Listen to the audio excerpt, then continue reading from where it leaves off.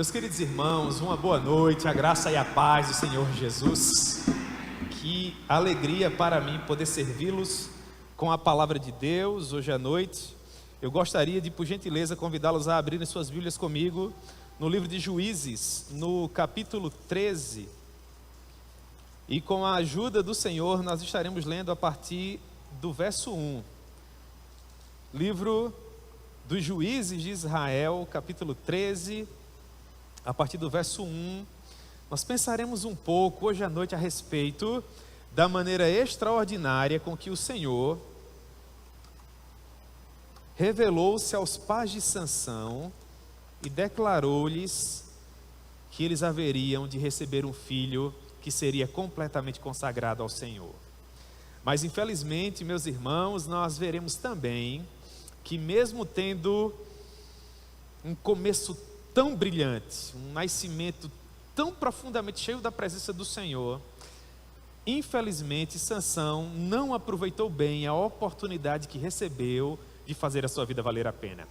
Então o tema para a nossa breve reflexão de hoje à noite será: destruídos pela insensatez, a tragédia de uma vida desperdiçada.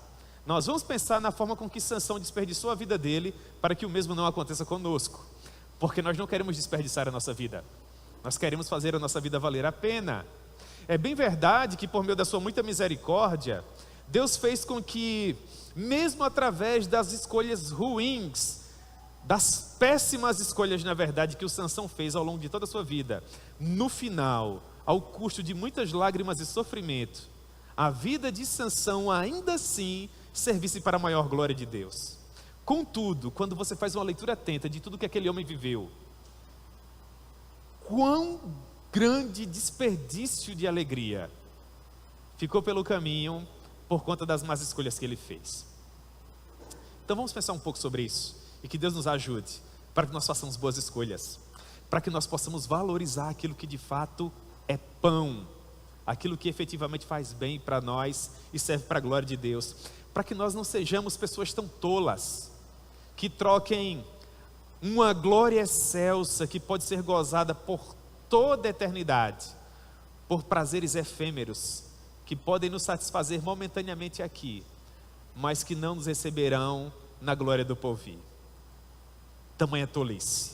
Então que Deus nos ajude. Vamos lá, Juízes, capítulo 13, a partir do verso 1, a palavra do Senhor nos diz assim: tendo os filhos de Israel tornado a fazer o que era mal perante o Senhor, este os entregou nas mãos dos filisteus por 40 anos.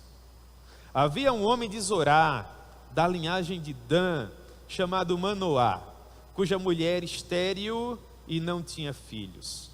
Apareceu o anjo do Senhor a esta mulher e lhe disse: eis que és estéril e nunca tiveste filho, porém conceberás e darás à luz um filho.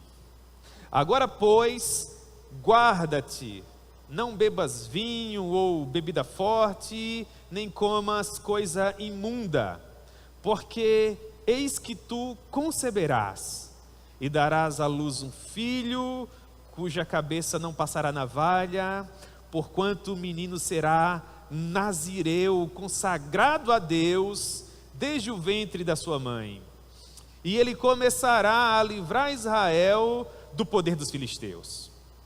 Então a mulher foi ao seu marido e lhe disse: um homem de Deus veio a mim, a sua aparência era semelhante à de um anjo de Deus, era tremenda.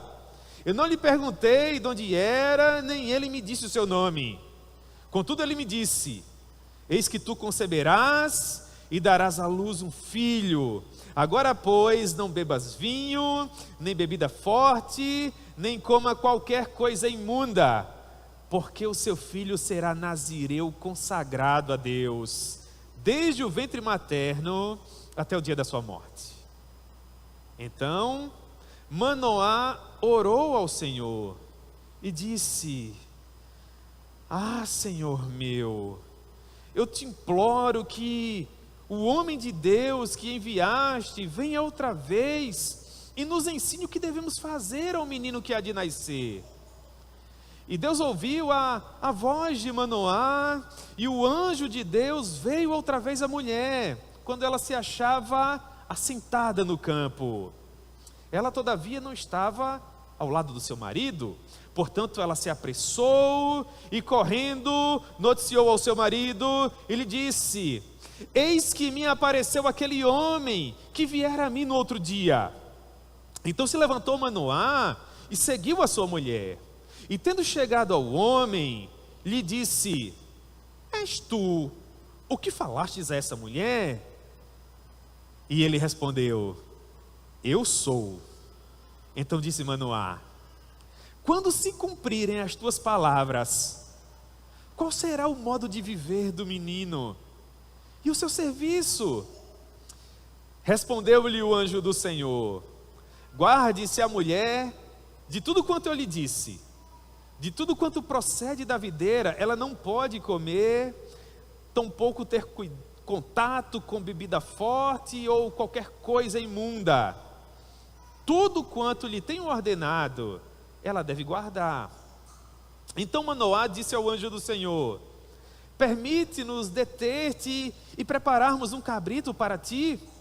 Porém o anjo do Senhor disse a Manoá: ainda que me detenhas, não comerei de teu pão, e se preparares holocausto, ao Senhor é que o oferecerás.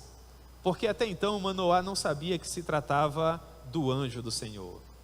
Então Manoá perguntou: qual é o teu nome? Para que, quando se cumprir tudo isto que nos dissestes, nós te honremos. Respondeu-lhe o anjo do Senhor e disse: por que perguntas assim pelo meu nome, que é maravilhoso? Tomou, pois, Manoá um cabrito e uma oferta de manjares, e os apresentou sobre uma rocha ao Senhor. E o anjo do Senhor se ouve maravilhosamente. Manoá e sua mulher estavam observando. E sucedeu que, subindo para o céu, a chama que saiu do altar, o anjo do Senhor subiu nela. O que, vendo Manoá e sua mulher, caíram com o rosto em terra. Nunca mais apareceu o anjo do Senhor a Manoá, nem a sua mulher. Então Manoá ficou sabendo que era o anjo do Senhor. E disse Manoá à sua mulher: certamente morreremos, porque vimos a Deus. Porém a sua mulher disse: se o Senhor quisesse nos matar, Ele não teria aceitado a oferta de manjares, nem o holocausto das nossas mãos. Ele não nos teria mostrado tudo isto, Ele não nos teria revelado estas coisas. Depois, deu a mulher à luz um filho, e lhe chamou Sansão. O menino cresceu, e o Senhor o abençoou. E o Espírito do Senhor passou a incitá-lo em Manedã, que se encontra entre Zorá e Estaol. Amém? Que o bom Deus proponha a sua palavra ao nosso coração. Meus irmãos, vamos orar um pouco mais, em nome de Jesus.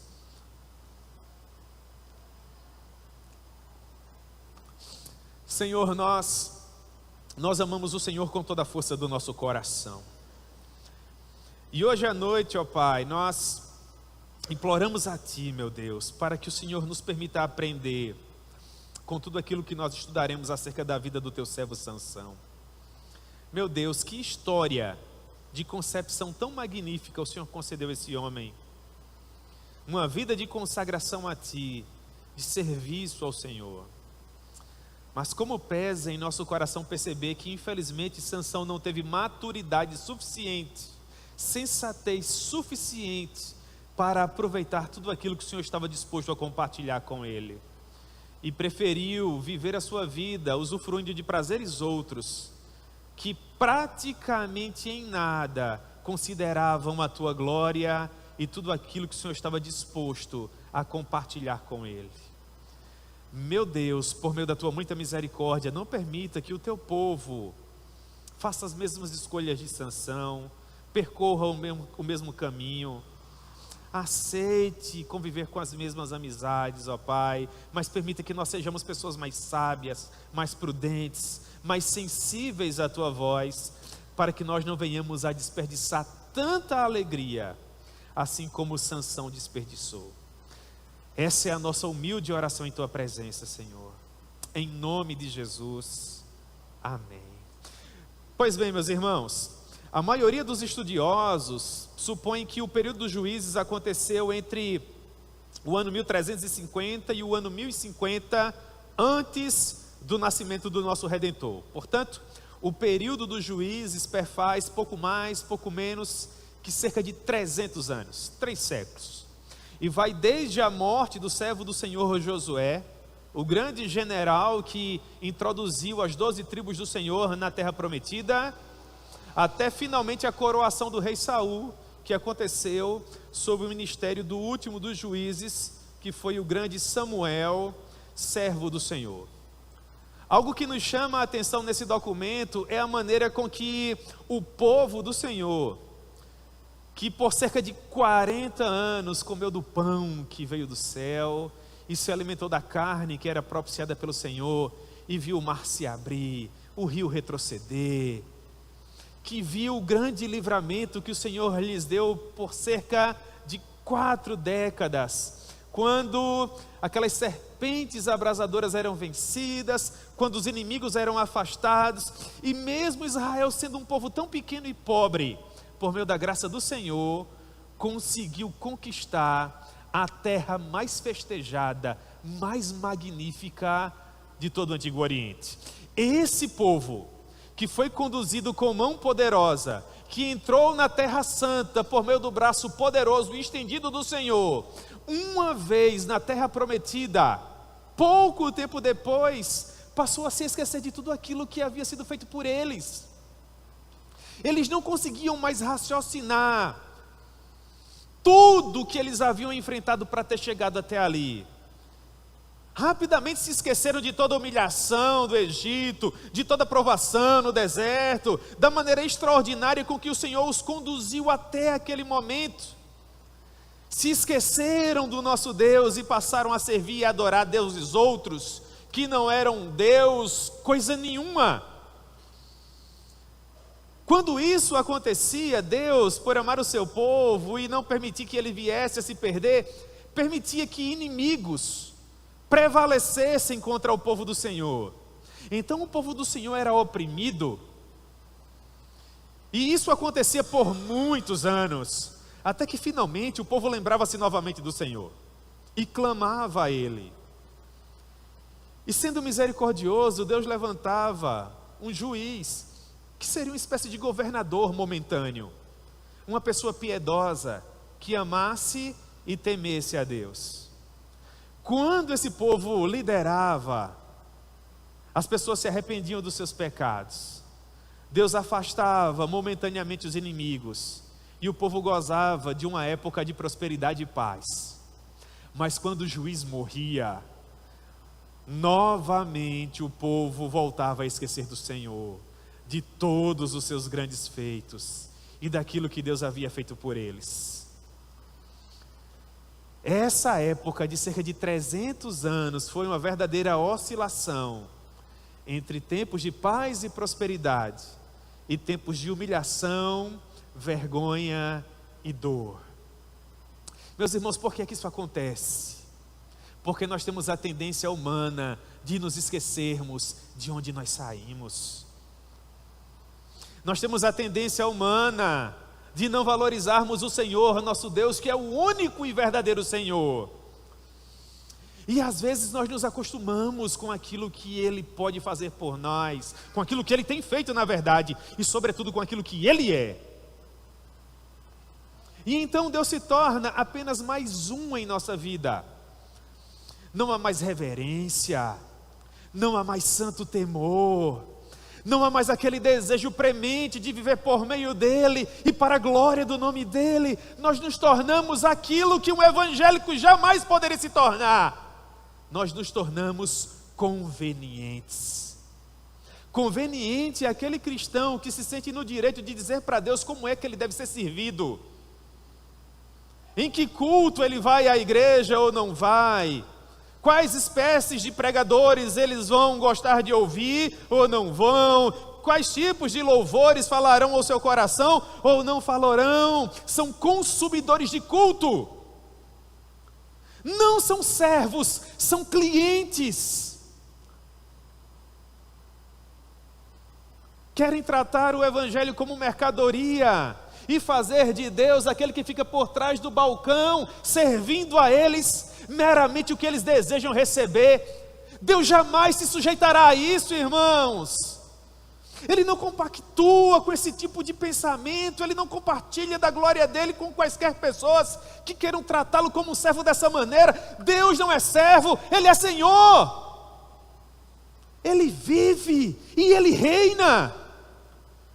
E permitia que os inimigos fustigassem as fronteiras de Israel e maltratassem o seu povo, ainda que isso o entristecesse profundamente, para que o povo se lembrasse dele. Sabe por quê? Porque na imensa maioria das vezes, nós só valorizamos aquilo que nós temos quando nós perdemos. Deus retira a sua paz, e você diz: eu amo a minha paz. Deus retira a sua saúde, e você diz: eu amo a minha saúde. Deus retira a sua serenidade, e você diz: eu amo a minha serenidade. Deus retira o seu cônjuge, e você diz: mas eu amava o meu cônjuge. Deus afasta você do seu filho, e você: mas eu amava o meu filho. Dessa vez 40 anos se passaram. O povo suscitado pelo Senhor para por meio deles, Israel ser fustigado. Dessa vez foram os filisteus, o povo que vivia à beira do mar, na antiga Filistia. E por 40 anos Israel sofreu e sofreu profundamente. Até que dessa vez, o Senhor Deus pensou um plano diferente. Se os juízes anteriores, homens da estipe de Otiniel, Eude, Sangar, Débora, Gideão, Tola, Jair, Jefité, Ibzan, se aqueles homens que foram levantados por Deus momentaneamente conseguiram realizar feitos extraordinários, imaginem vocês um juiz consagrado para servir a Deus desde o ventre da sua mãe. Alguém constituído especificamente por Deus para implementar na terra os valores do seu reino. Ai, irmãos, aquela geração seria profundamente abençoada. O projeto era dos mais extraordinários. Aquele juiz seria diferente se comparado a todos os demais, porque apenas ele, ao longo de todo esse período de 300 anos, seria um nazireu do Senhor. Alguém que caminharia pelos desertos de areias escaldantes da velha Judeia, da antiga Galileia, e as pessoas olhariam para ele e diriam: esse homem é um servo do Senhor, separado pelo próprio Deus Todo-Poderoso para fazer valer o seu precioso nome. Vocês conseguem gastar 2 ou 3 segundos das vidas preciosas de vocês imaginando o que seria para Sansão viver a vida dessa maneira? O representante do Senhor sobre a face da terra, para a maior glória de Deus. É um projeto muito sublime, sim ou não? Meus irmãos, é o que Deus está fazendo na nossa vida hoje. Nós somos esses consagrados ao Senhor. Nós somos essas pessoas separadas por Deus para fazer valer os seus valores sobre a face da terra. Nós somos essas pessoas a quem Deus separou do pecado, para amá-lo com toda a força do coração e aproveitarem os melhores anos da vida naquilo que verdadeiramente vale a pena. O problema é que às vezes nós nos esquecemos disso, assim como Sansão. E isso é insensatez, é um grande desperdício de alegria, porque quando você não está no centro da vontade de Deus, ainda que você esteja fazendo qualquer outra coisa, por mais importante que seja aos seus olhos, no final das contas, tudo que você vai estar fazendo é desperdiçar a sua vida. implore a Deus para que Ele jamais permita que você tenha sucesso naquilo que você não nasceu para fazer. Porque isso não é sucesso, é um crasso fracasso. Dos mais terríveis. Então olhe para a história do nascimento desse homem. Os seus pais eram impedidos de gerar. A Bíblia não nos oferece quais são as razões, mas ao que parece eles eram casados há algum tempo e não conseguiam gerar filhos. A palavra nos diz a partir do verso 2 que havia um homem de Zorá, da linhagem de Dan, chamado Manoá, cuja mulher era estéril. Nós não sabemos por quais motivos. E eles não tinham filhos. O surgimento desse homem é um grande milagre. Na minha maneira de ver, a esterilidade desse casal piedoso aponta para a nossa impossibilidade humana. Deus não está escolhendo um casal ao acaso. Muito pelo contrário, eu quero acreditar que a escolha de Manoá e sua esposa foi peculiar. Deus está escolhendo um casal que não poderia gerar filhos, para nas entrelinhas dessa escolha dizer assim: aquilo que vocês não podem fazer por vocês mesmos, eu posso fazer por vocês. E ao longo de toda a genealogia do Senhor Emanuel, é isso que nós encontramos. Sara, impedida de gerar. Rebeca, impedida de gerar. Raquel, impedida de gerar. Ana, impedida de gerar. Tantas mulheres da genealogia do nosso rei. Deus dizendo para nós: todo mundo concorria para que vocês não conseguissem chegar onde vocês chegaram. Mas se vocês estiverem comigo, vocês sempre serão maioria. Aquilo que vocês não podem fazer por vocês mesmos, eu posso. Desde o princípio da genealogia do nosso rei até o final, toda ela é um grande milagre. Assim como um milagre foi a concepção desse homem. Apareceu o anjo do Senhor, verso 3, a mulher, e disse a ela: eis que és estéril, e nunca tiveste filho, mas eu digo que você conceberá, e você dará à luz. Eu dizia isso para os alunos que se formavam no seminário quinta-feira. Graças a Deus, se você não veio pela manhã, eu disse isso pela manhã. Nós tivemos o prazer dado pelo Senhor de formar mais uma turma de teologia aqui em nossa igreja. Mas como Deus ama essa igreja. Essa igreja é uma igreja bem-aventurada, porque possui pessoas que amam a palavra de Deus e possuem liberdade suficiente para ter acesso a ela. Você sabia que há irmãos amados que dariam o braço direito para ter a oportunidade que nós temos de estudar teologia sadia de qualidade? Assim como nós estudamos aqui, nós somos bem-aventurados, irmãos.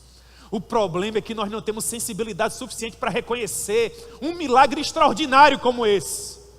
Mas nós somos, para a glória de Deus. E eu dizia para os nossos seminaristas que estavam concluindo: Deus jamais teria colocado vocês um ano inteiro estudando teologia para depois a vida de vocês seguir como se nada tivesse acontecido.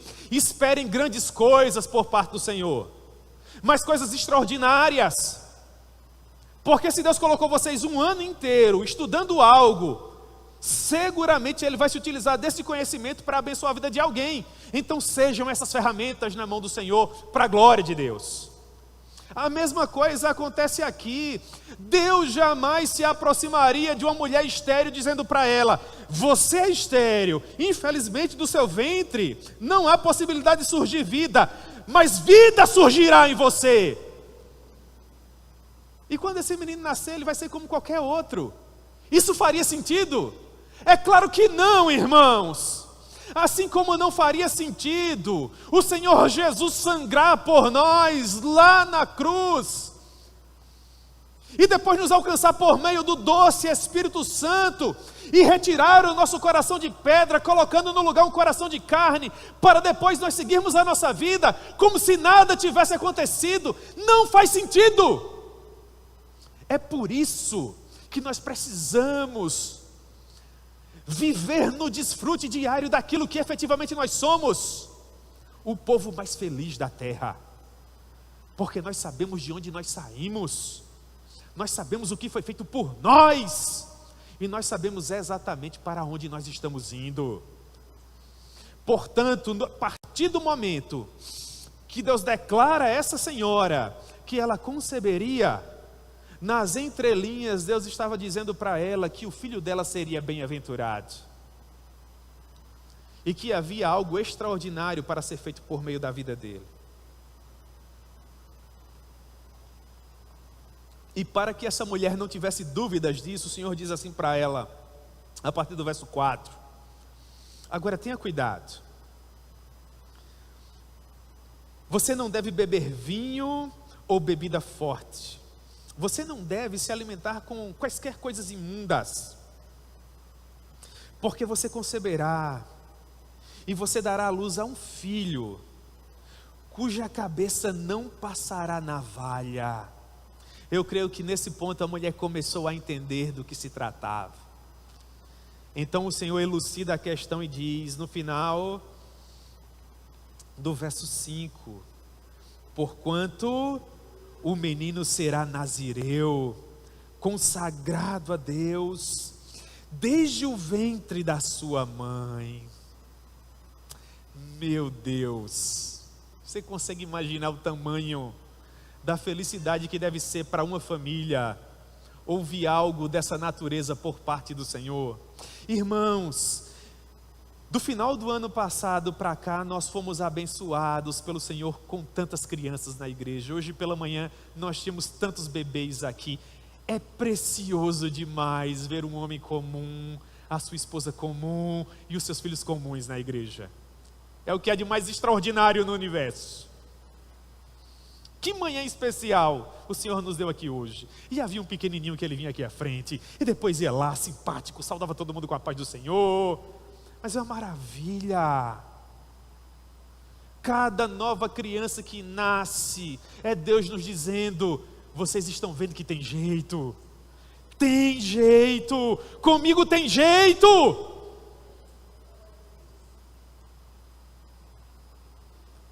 Se ter um filho é algo tão magnífico assim, imagina ter um filho com Deus enviando um anjo, e o anjo dizendo: esse bebê vai ser completamente consagrado a mim, e eu me manifestarei por meio dele, e as pessoas se renderão a mim, e voltarão a pensar no sagrado, serão mais sensíveis à minha voz, e o Espírito Santo desta forma terá ferramentas adequadas para realizar as suas obras extraordinárias.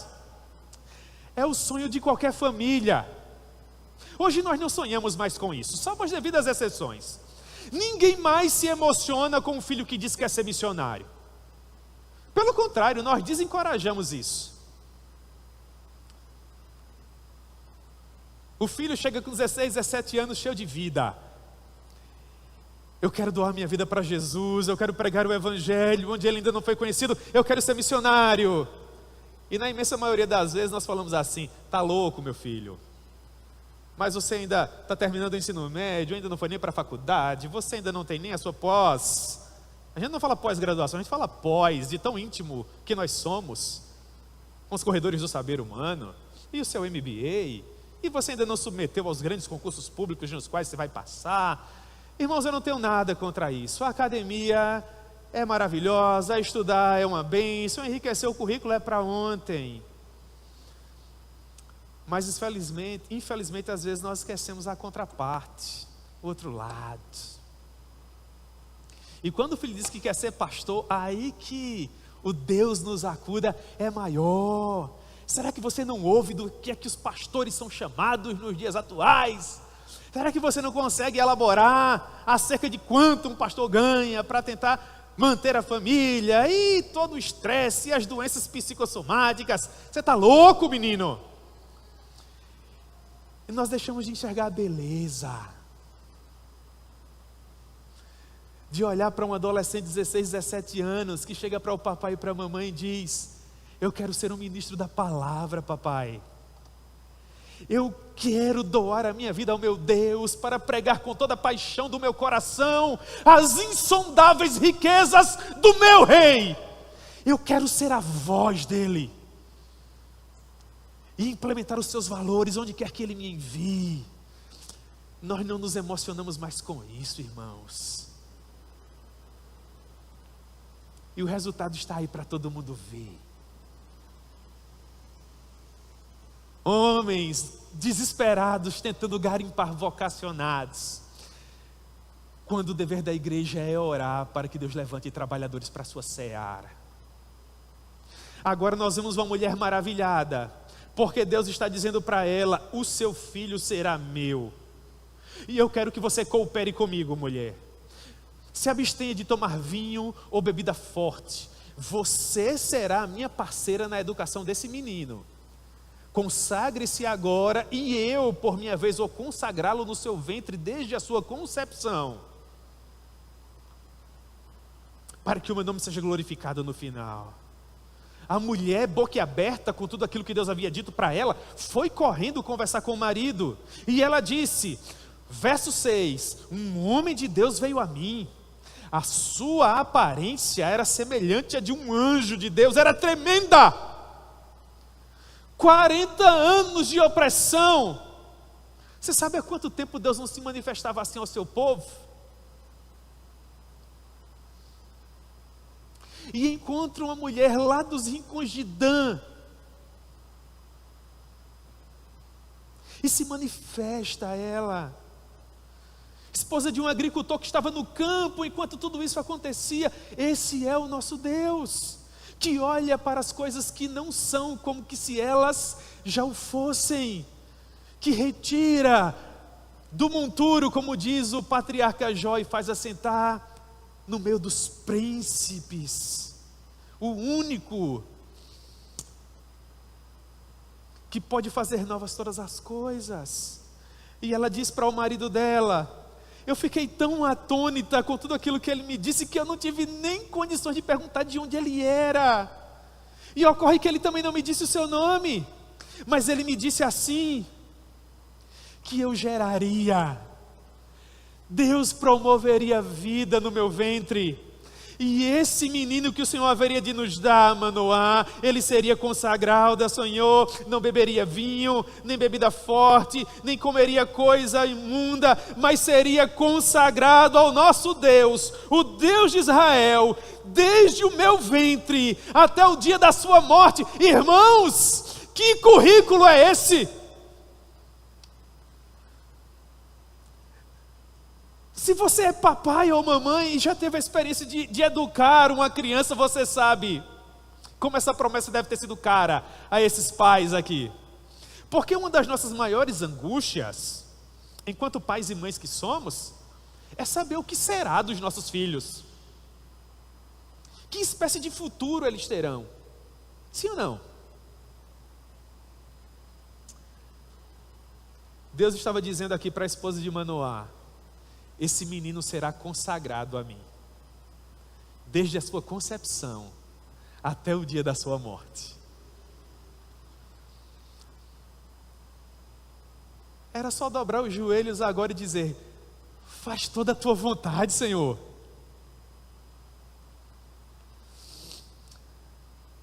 Só me faz um favor, não permita que eu atrapalhe isso. Faz a tua obra. Nós temos alguns adolescentes e jovens aqui na igreja que são tão apaixonados pelo Senhor, irmãos, que a oração que eu faço por eles é assim: Senhor, não permita que ninguém atrapalhe a vida desses jovens não, porque no caminho que eles já estão é sucesso. É só deixar a vida seguir o fluxo agora. São jovens semelhantes a Daniel e seus 3 amigos, já viram a glória do rei. O Senhor já escreveu sobre as tábuas de carne do coração de alguns adolescentes aqui: santidade ao Senhor. Pode colocar na Babilônia, irmãos, e eles vão ser a bandeira de Israel lá. Se o Senhor nos der saúde para vivermos mais 15 ou 20 anos, vocês vão ouvir falar dessa garotada aqui. O que Deus vai fazer por meio deles? Porque a nossa geração provavelmente ainda não viu o que é que Deus pode fazer através de um punhado de adolescentes que são completamente consagrados a Ele. Deus pode fazer a partir dos adolescentes dessa igreja, porque Ele é Deus. Quando Manoá ouviu isso da sua esposa, ele agiu com a sabedoria que só um homem piedoso, que amava a Deus, poderia agir. As informações compartilhadas pela esposa não foram suficientes. E Manoá possuía algumas inquietações que falaram profundamente ao meu coração. A partir do verso 8, a palavra nos diz assim: então Manoá orou ao Senhor e disse: ah, Senhor meu, rogo-te que o homem de Deus que enviaste venha outra vez. Irmãos, isso já é a oração de um pai. A mulher acabou de dizer que Deus havia revelado a ela que um dia ela geraria. Um dia ela teria o prazer de ser mãe. Agora olha o comportamento do marido.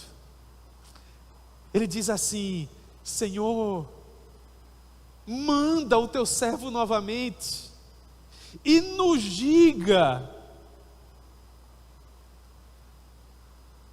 o que é que nós devemos fazer desse menino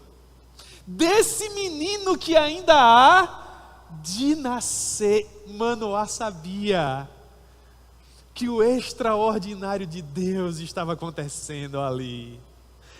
Então Deus ouviu a voz de Manoá, e o anjo de Deus, irmãos, perceba que anjo de Deus se encontra com letras maiúsculas, não se trata de Miguel, não se trata de Gabriel. O que nós temos aqui é o que na teologia nós chamamos de teofania, é uma aparição do Senhor, uma manifestação do próprio Deus no Antigo Testamento, a personificação do nosso rei perante os seus servos. Deus ouviu a voz de Manoá, e o anjo de Deus veio outra vez à mulher, quando ela estava no campo, o seu marido não estava com ela. Verso 10, então ela se apressou e correu até o seu marido, e deu a notícia a ele, dizendo: aquele que me apareceu, veio novamente a mim. Então se levantou Manoá, e seguiu a sua esposa, e tendo chegado ao homem, lhe disse: és tu que revelastes promessas tão preciosas a esta mulher?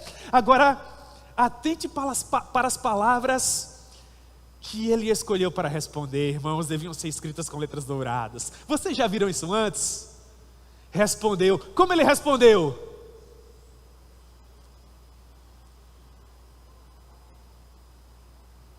Mas é magnífico, não é? Essa é a história da concepção de Sansão, irmãos. Quem foi que veio dar a notícia que Sansão seria completamente consagrado a ele? Deus. Os pais sabiam disso, Sansão sabia disso. A vida de Sansão deveria ter sido uma vida extraordinária, irmãos. Sabe por quê? Porque a mesma promessa feita a Manoá e a sua esposa, muitos séculos depois, foi feita a um homem muito velho chamado Zacarias, e uma senhora que já era muito velha, chamada Isabel.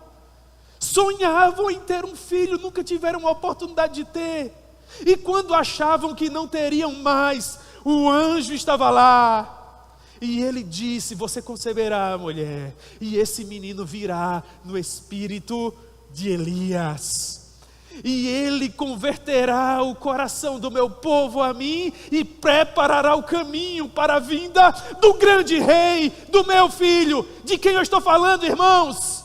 De João Batista. Mas agora gaste 2 ou 3 segundos da sua vida e tente comparar as escolhas de Sansão com as escolhas de João Batista. Essa mensagem de hoje à noite serve para dizer a você: eu estou implorando a você, olhe para mim. Você é consagrado a Deus tanto quanto esses 2 homens. Não faça as escolhas de Sansão. Nós passamos o dia inteiro nessa igreja hoje Esse é o nosso terceiro culto. Nós estamos dizendo a mesma coisa, falamos a mesma linguagem aqui. Não faça as escolhas de Sansão. A vida de João Batista foi tão peculiar, irmãos.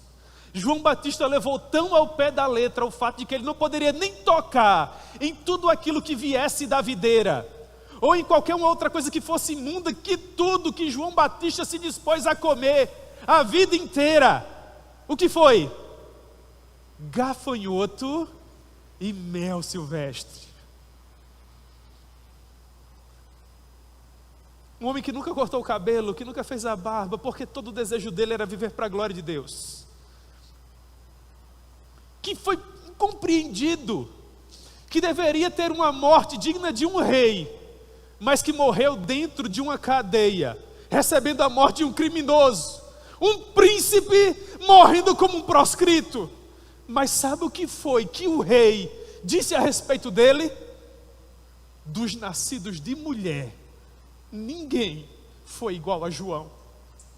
Um dia nós vamos ver João Batista na glória, e João Batista estará brilhando muito mais que o sol em todo o seu poder, porque há quem honra, honra. Como é que nós devemos criar esse menino? Qual será o serviço dele? Essa era a inquietação do coração de um pai piedoso. E a maneira com que Deus responde, irmãos, é magnífica. É como que se nas entrelinhas o Senhor estivesse dizendo: Manoá, meu amigo, faça o seu melhor e deixa o resto comigo. Peça para sua esposa se consagrar, eduque esse menino da melhor forma possível, e eu vou me dispor a caminhar com ele, e vamos ver se ele vai desejar caminhar comigo. Aqui reside o problema, irmãos. Deus estava para Sansão, mas infelizmente Sansão não estava para Deus. Você percebe como isso é insensato? Você percebe como isso é tolo? É o mesmo risco que às vezes nós corremos quando estamos tão apressados, mas tão apressados que não temos tempo para Deus. Quando você prefere fazer uma hora extra em detrimento do culto da terça-feira à noite, você está fazendo a escolha de Sansão. Quando você prefere dormir um pouco mais e perder a escola bíblica dominical, meu irmão, você está indo procurar a mulher lá na Filistia e não em Israel. Quando você não sabe nem o que está acontecendo por ocasião do culto solene, num momento especial como esse, está pensando naquilo que vai acontecer após o culto, ou então imaginando como seria melhor se você estivesse em outro lugar, você está deitando-se no colo de Dalila e ela está acariciando seus cabelos. Você acha que está no controle e não sabe que é um miserável, pobre, cego e nu. Se Deus não estiver com as rédeas da sua vida na mão, não há nenhum controle. Você está sendo de fato entregue à sua própria sorte. E tudo que te espera no final não é outra coisa senão ruína. Não há esperança de vida fora do centro da vontade de Deus, irmãos. Nós precisamos nos aproximar dele cada vez mais. Então o Senhor respondeu a Manoá: que a sua mulher se guarde de tudo aquilo que eu já lhe disse, e que vocês criem esse menino perante a minha face. Simples assim. Isso me faz lembrar uma velha canção, que nós gostamos de cantar. A canção diz assim: é meu, somente meu, todo o trabalho, e o teu trabalho é descansar em mim. Só descansar. Então Manoá disse ao anjo: Então deixa a gente só preparar um cabrito. A ficha ainda não tinha caído. Deixa a gente fazer um banquete aqui para ti. E o anjo falou, olha, ainda que você me preparasse um banquete, eu não comeria aqui. A minha missão é outra, Manoá. Mas se você quer sacrificar, sacrifica ao Senhor. Então Manoá, homem piedoso, vai lá, pega o cabrito, prepara o cabrito, oferece-o em holocausto, derrama sobre ele a libação. E no momento em que ele ateia o fogo, irmãos, vocês conseguem fechar os olhos de vocês e imaginar essa cena? No momento em que o fogo começou a consumir no altar o holocausto, o Senhor se une à chama de fogo e é levado às alturas. Meu Deus!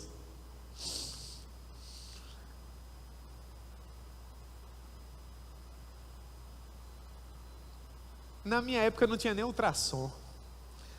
Deus anuncia o nascimento de Sansão dessa maneira. Na minha vez é a minha mãe dizendo, eu acho que estou grávida.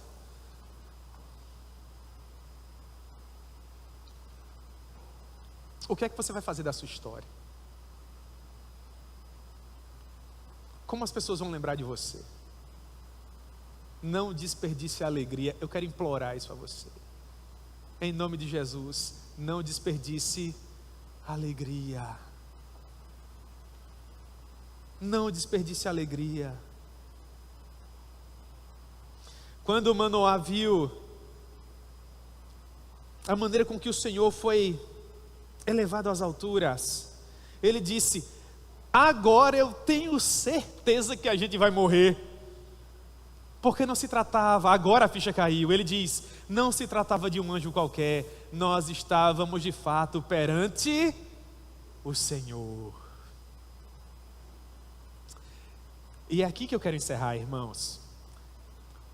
Manoá, que foi um homem tão piedoso até agora, que estava fazendo tudo direitinho, achava que o projeto ia terminar ali. Agora nós vamos ligar pelo caminho, porque nós somos pecadores e vimos a glória de Deus. Então é a vez da mulher dele usar sabedoria. E ela diz assim, meu filho, se o Senhor quisesse nos matar, verso 23, Ele não teria aceitado a oferta das nossas mãos. Ele não nos teria mostrado tudo isso. Ele não nos teria revelado estas coisas. É a sabedoria da mãe de Sansão dizendo, Manoá, a graça que nos chamou para caminhar com esse Deus que é todo poderoso, vai ser suficiente para nos manter na presença dEle até o final. Vamos fazer a nossa parte e vamos acreditar que o Deus Todo-Poderoso vai fazer a parte dEle. Lembra do que eu falei para os alunos de teologia? Vocês não ficariam um ano fazendo um curso para depois ficar pelo caminho. Deus não sangraria por nós das 9 horas da manhã até as 3 horas da tarde para depois nos abandonar à nossa própria sorte. Há algo que Deus ainda tem para realizar na sua vida, minha irmã. Há algo que Deus ainda tem para realizar na sua vida, meu irmão. Você chegou aqui cansado hoje à noite? Você chegou aqui pensando em desistir? Você chegou aqui achando que não dá mais? Eu quero dizer para você, caminhe um pouco mais. Espere um pouco mais. Creia um pouco mais, porque aquele que há de vir, virá e não tardará. Os dias se passaram e a esposa de Manoá percebeu as transformações do seu organismo. Na qualidade de mulher, ela finalmente percebeu que Deus havia cumprido a sua promessa e o bebê se encontrava lá. As semanas se passaram, se tornaram meses, até que finalmente o momento chegou. Com a ajuda do Senhor, aquela mulher deu à luz, verso 24.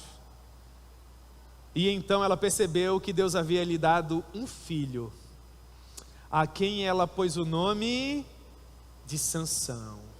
Mas olha o que diz o final do verso 24, irmãos. Prova que a esposa de Manoá estava certa. Eles não morreriam coisa nenhuma. Na verdade, Deus cumpriria a promessa. O menino cresceu e o Senhor o abençoou. Tudo pronto, tudo certo, tudo preparado. Sansão naturalmente ouviria essa história dos seus pais, seria educado e criado como um homem completamente consagrado ao Senhor, e quando finalmente ele se tornasse adulto,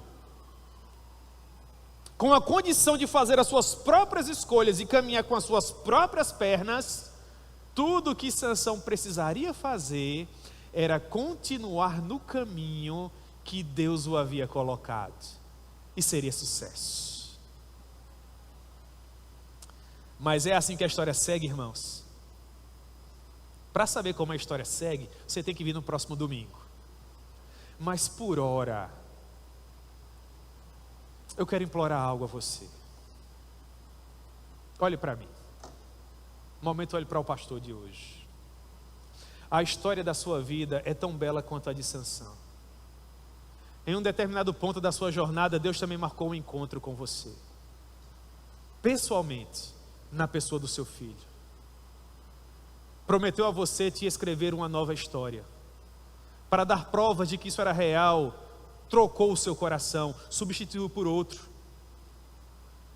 Mudou o seu jeito de ser, te concedeu um novo vocabulário, até as roupas que você usa hoje são diferentes. Prometeu que estaria com você todos os dias, até a consumação dos séculos. E tudo que você tem que fazer, meu irmão, é permanecer com Ele, é se esforçar por fazer as escolhas corretas, e deixar a vida seguir o fluxo, sabendo que a graça que te chamou no princípio, será suficiente para te manter seguro, até o final. Tenha cuidado com as suas escolhas, não seja tão insensato. Eu quero convidar o louvor, nós vamos louvar e agradecer a Deus. E enquanto o louvor se prepara, eu quero fazer algumas aplicações. A primeira delas, o nascimento de Sansão e o desenvolvimento da sua vida apontam para uma das mais belas histórias compartilhadas pela palavra de Deus. O começo de Sansão foi perfeito, mas as escolhas de Sansão atrapalharam a sua jornada. Eu quero fazer uma pergunta a você. Quais são as suas escolhas? Quais têm sido as suas escolhas? O que é que você tem escolhido, meu irmão? Com quem é que você tem andado? Quais lugares você tem frequentado? Cuidado com a insensatez. Em segundo lugar, mesmo com o conselho dos pais, e provavelmente das demais pessoas que conheciam e amavam Sansão, quando o momento de tomar as decisões chegou, Sansão preferiu esquecer toda a magnífica história que havia denotado a sua vida até então, e escolheu o seu próprio caminho. Meus irmãos, eu dizia hoje pela manhã, o pregador é um homem entre dois mundos. Só há dois destinos para todos nós que aqui estamos. Há o caminho da porta larga, esse é o caminho espaçoso, e você não pode vir por esse. E há o caminho estreito, o caminho que é mais difícil, mas o final dele é glorioso. E o pregador está entre esses dois mundos, e sendo ele fiel, o que ele diz quando prega o evangelho é: prefira a porta estreita. Prefira a porta estreita, prefira a porta estreita. Nós estudamos hoje um pouco da vida de Sansão. As escolhas que Sansão fez foram profundamente insensatas. E tendo como base as escolhas que ele fez, eu quero dizer para vocês hoje à noite: prefiram o outro caminho, prefiram a porta estreita. Sansão teve uma vitória no final, mas a que preço? E finalmente, em terceiro lugar, Sansão não teve oportunidade de ver a história dele de cima. Tudo que Sansão conseguia era viver o momento. Você é privilegiado porque você tem a história completa. Você sabe como ela começa e sabe como ela termina. Você só erra se você quiser. E se você errar, façamos um compromisso hoje à noite. Quando você estiver diante daquele trono, diga para ele: não foi culpa dos meus pastores, Senhor. Eu fui orientado. Foram as minhas próprias escolhas que me trouxeram até aqui. Então que eu suporte a responsabilidade da vida que eu escolhi viver. Seja pelo menos honesto. Amém?